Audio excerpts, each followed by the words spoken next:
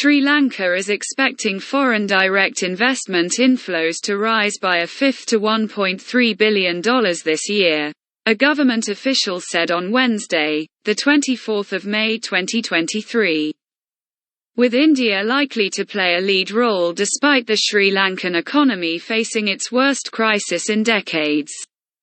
Although it was pushed to the brink last year by power cuts, chronic shortages of fuel and food and soaring inflation, Sri Lanka managed to raise its FDI by 38% to $1.08 billion, data from the Board of Investment, BOI, showed.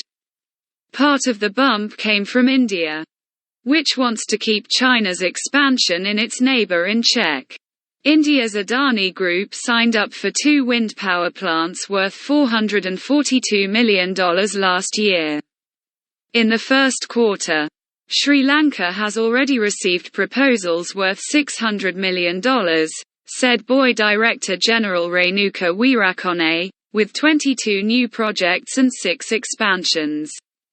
The acid test is really in what comes in. That is what really helps the economy, she told Reuters.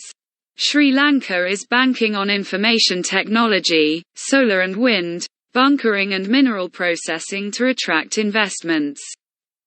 India's MCS Group has signed a $20 million deal for mineral processing, the largest Sri Lanka has received so far in 2023, Weerakone said.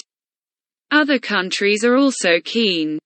Japan is very interested in minerals, so is China, she said. The raw material we have is something we can really pitch to get new investments.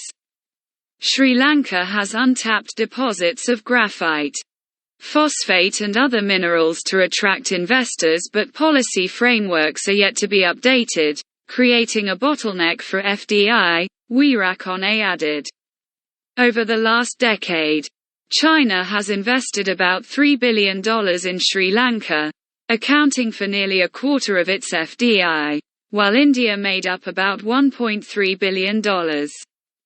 In the last 2 years, India took the lead, followed by the United Kingdom in 2022 and Netherlands in 2021.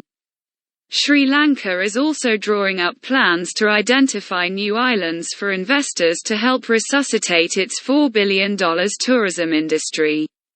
Source: Reuters.